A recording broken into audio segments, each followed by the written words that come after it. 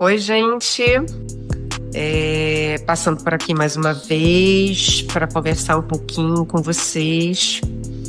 Na verdade, eu vim hoje trazer uma experiência, né, uma vivência clínica que nos ajuda, inclusive, né, a sedimentar aquilo que a gente aprende, né, ao longo de toda a nossa trajetória médica, na faculdade, nos congressos, nos artigos, né, nas discussões clínicas.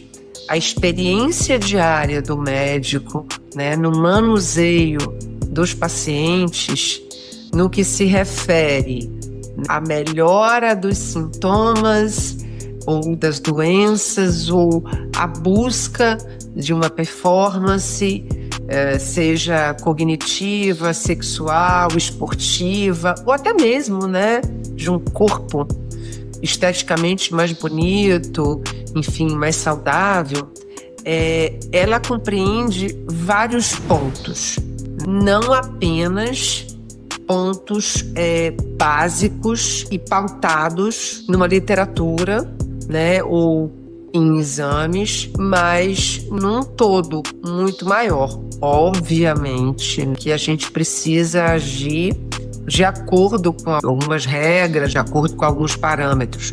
Mas por que eu estou trazendo isso aqui hoje? Porque com o advento da internet, com várias informações e com acessos a chats, a medicina, a inteligência artificial, hoje em dia, traz respostas muito rápidas e traz, muitas vezes, parâmetros que não são maleáveis em relação a uma observação que precisa ser individualizada.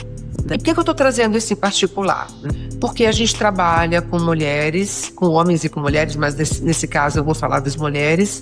A gente trabalha com mulheres numa fase onde elas estão fazendo reposição hormonal, elas precisam fazer essa reposição hormonal, aquelas que estão dentro, né, de um parâmetro de necessidade. E muitas vezes elas chegam aqui com muitas dúvidas e questionando também o tipo de reposição que elas já estão fazendo, né? Porque leram ou ouviram falar que talvez não fosse a melhor forma. Então, o que acontece? Vamos lá. A ciência, ela vai trazendo a experiência através dos trabalhos, né? Esses trabalhos, eles são financiados e trazem resultados em instituições, enfim, pela própria indústria, muitas vezes em universidades, e eles vão nos dando esse parecer. Porém, existem, né, casos em que não ocorrem exatamente aquilo que está protocolado dentro daquele estudo, daquele ensaio, ou mesmo daquela expectativa. Por quê? Porque existem, na verdade, individualidades ou do método e ou do paciente que vão corroborar para que a resposta seja um pouco diferente da grande maioria. Tá?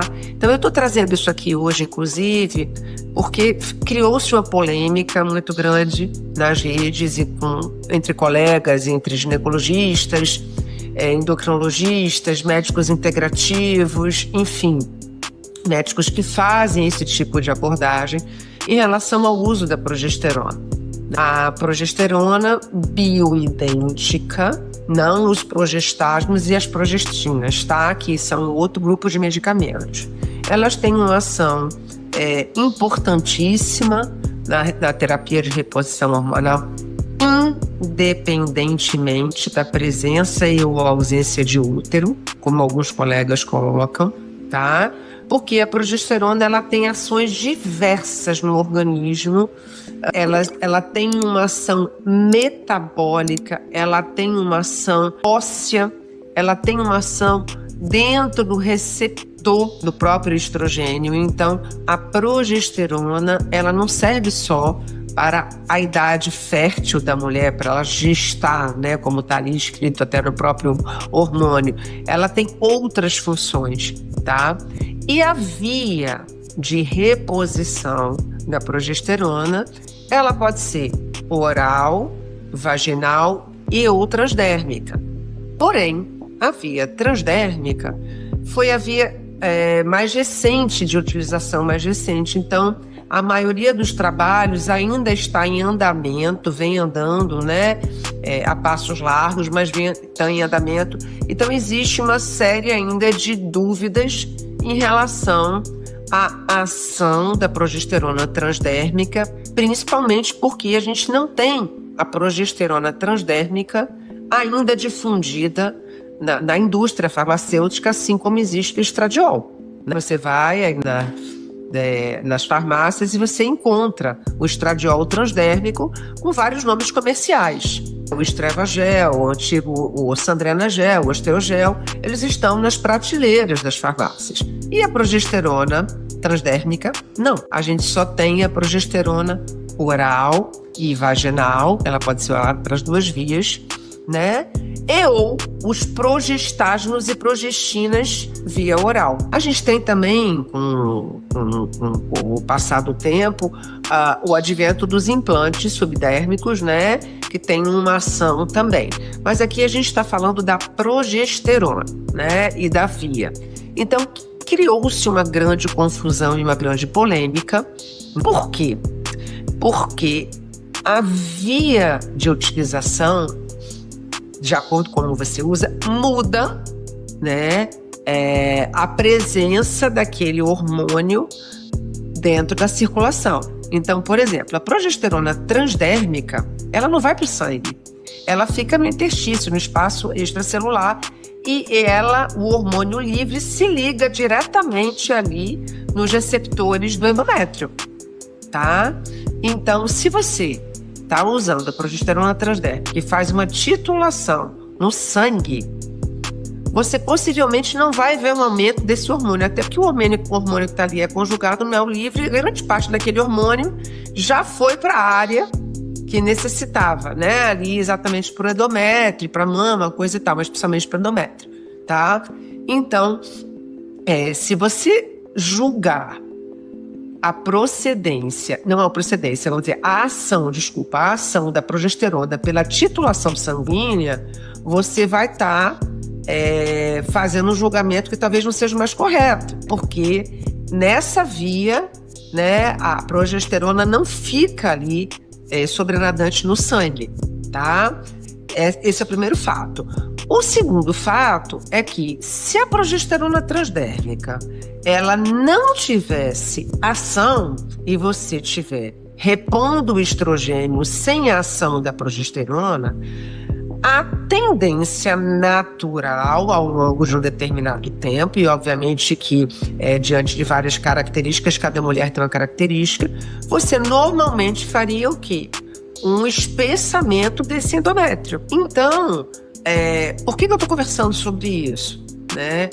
Porque a clínica, nesse caso, ela vai dar um grande sinal, um grande parâmetro para a gente, se a utilização da via e da dose desse hormônio está sendo o suficiente, ou está sendo adequada para que essa mulher possa não ter efeitos colaterais, inclusive da utilização ou não da não utilização correta desse hormônio.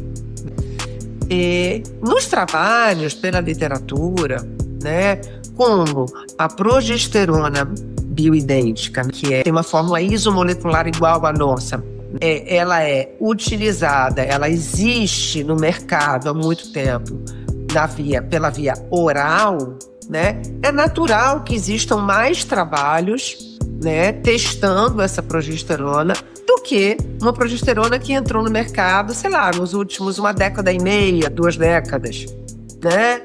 E que houve ainda uma resistência muito grande, né, por parte da maior parte dos profissionais, né? Se eu recebo pacientes que vem de colegas dizendo que ela não tem necessidade de usar progesterona porque ela não tem útero, você avalie a via, né? Aí eu faço a seguinte pergunta: não, ela não tem útero, mas ela não tem cérebro? Ela não tem osso, né? Ela não tem um sistema ali geniturinário, enfim. E aí a gente coloca isso, quer dizer, o colega ele se restringe a dois órgãos, útero e mama, e esquece, ou talvez nem saiba, das ações fisiológicas tão importantes, né, da progesterona, principalmente numa faixa etária onde a mulher está sendo extremamente desafiada, tem filhos, tem os pais com problema, trabalho, decréscimos hormonais, diminuição da performance, o próprio processo de senescência, muitas vezes processos articulares, osteometabólicos. Então, assim, a gente não pode resumir o paciente dentro de um contexto simplista. É muito pelo contrário, porque a medicina agora, ela é muito mais do que você tratar doenças ou condições metabólicas. É uma ciência que traz a fundo um olhar muito mais amplo sobre a prevenção, sobre os vetores que estão incluídos nesse adoecimento. A gente tem hoje em dia aí colegas até trazendo questões sobre a inteligência artificial, falando que a profissão de médico vai acabar. Nunca vai acabar, gente. Porque o ser humano, ele não é só isso que está aqui. Ele não é só um corpo que vai ser avaliado por um exame. Existem várias vertentes. O nosso cérebro emocional, o nosso cérebro reptiliano, aquilo que ficou guardado e que atua sem que a gente tenha a menor noção. E isso uma máquina não tem como avaliar.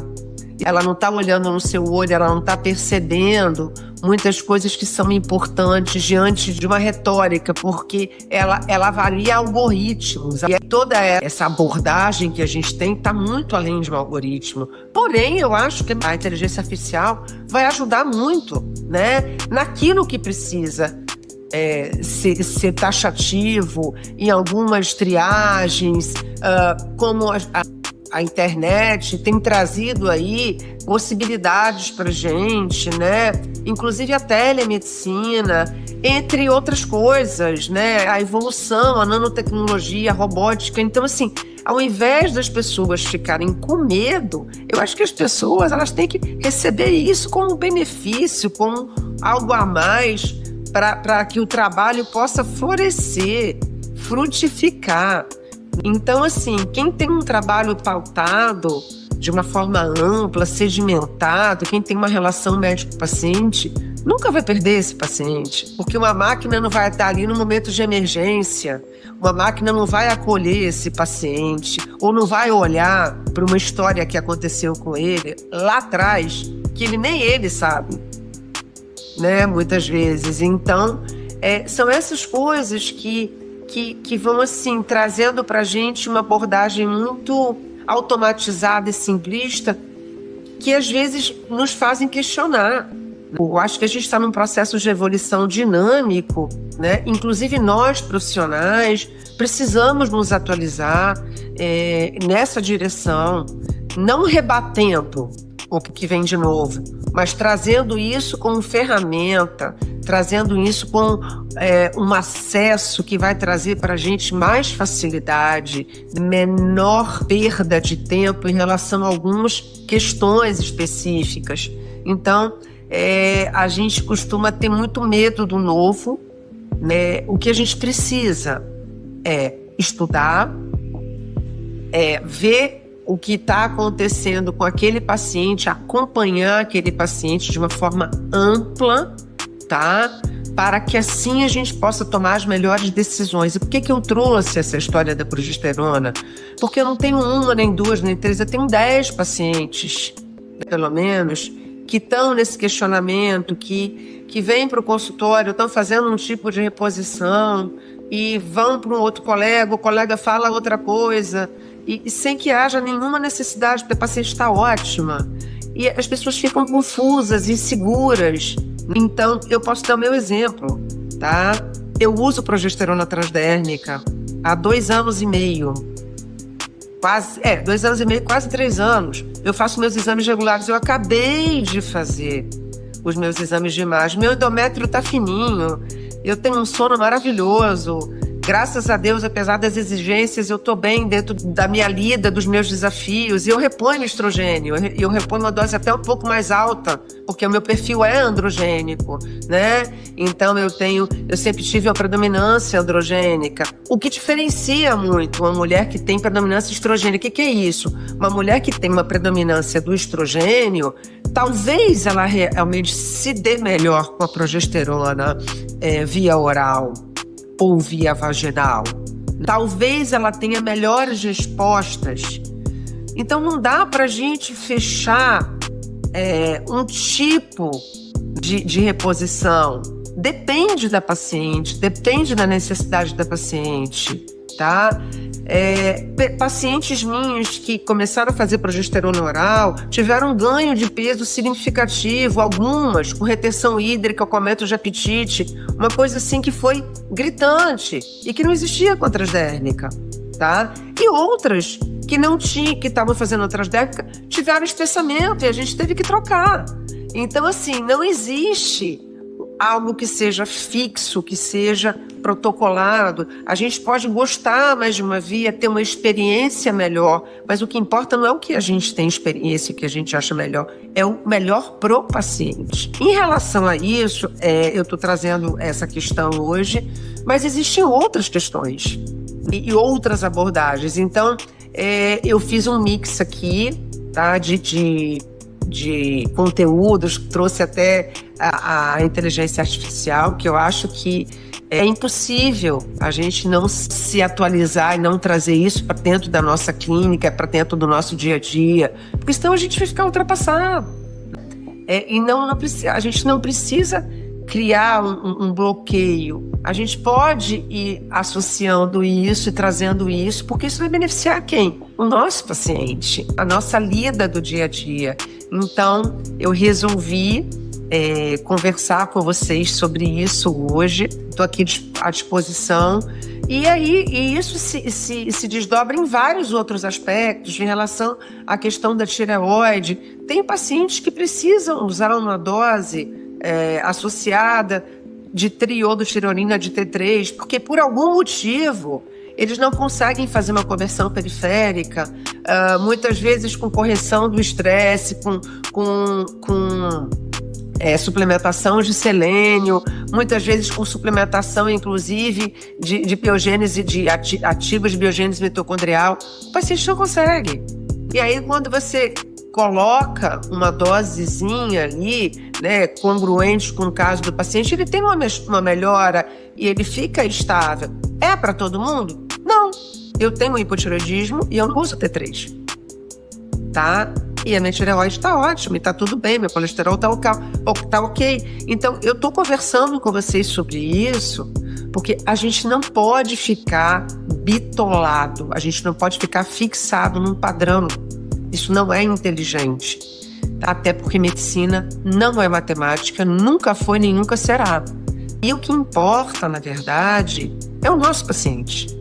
Então, individualizar esse tratamento, trazer à luz os conhecimentos e até mesmo trazer conflitos com respostas que nós temos e podemos fazer um estudo através das nossas respostas. Então, ninguém tem verdade absoluta em medicina. Ninguém. As coisas mudam, se transformam. E agora ainda mais, com essa velocidade estonteante que a gente está com a NET, com a inteligência artificial. Então, eu estou trazendo aqui a minha posição. Eu aprendo todos os dias com os meus pacientes, com os colegas, mas a vivência clínica, a clínica, ela sempre vai ser soberana, tá? Obviamente que a gente precisa de exames, como eu bem falei, o exame, inclusive, que eu fiz de rotina e que eu faço e vejo com meus pacientes, e o que o paciente diz, como ele está se sentindo, a maneira como ele está conseguindo lidar com a vida. Então, tudo isso precisa estar bem protocolado, bem assimilado por nós, e não simplesmente uma conduta, que inclusive pode ser passível, tá, de modificações, à medida que vai se descobrindo muitas coisas, e tem muita coisa que a gente não sabe ainda. Muita coisa, muito caminho já foi andado, mas muito caminho ainda irá ser percorrido por todos nós. Eu deixo aqui um espaço para vocês, como eu sempre falo. Caso vocês gostem do conteúdo, da minha abordagem, por favor, me sigam aí nas redes. Tem um canalzinho no YouTube. A gente está sempre trazendo algumas coisas que podem ser interessantes, de uma forma simples. O meu intuito aqui não é dar aula de fisiologia, não é ter aluno, é trazer a minha experiência para as pessoas, né? A minha vivência, e até mesmo eu me considero uma pessoa saudável. Eu tenho poucas doenças, na verdade eu tenho só um hipotiroidismo. Sou uma pessoa que procuro me melhorar a todos os dias, e eu acho que quando a gente leva uma vida assim, e desde cedo, apesar de todos os desafios que a vida vem nos dando, é mais fácil, né, de você envelhecer melhor.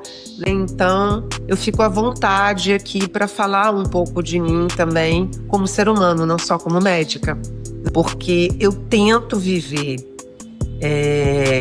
isso que eu preconizo para os meus pacientes: ter uma vida saudável, fazer atividade física, comer bem, ter uma vida social, olhar para a parte emocional, para a parte energética, estudar, enfim. Eu não sou absolutamente contra nada e contra nenhuma abordagem, tá? Eu só acho que ficar fechado num conceito, em se tratando de medicina, a gente está muito limitado e ter um ego muito grande, né? Então, tô super aberta aqui, tá? E sempre vou aprender a vida inteira, acho que até o último dos meus dias, principalmente com vocês, né? Pacientes e com pessoas que possam trocar comigo, tá bom? Então é isso, um beijo para vocês.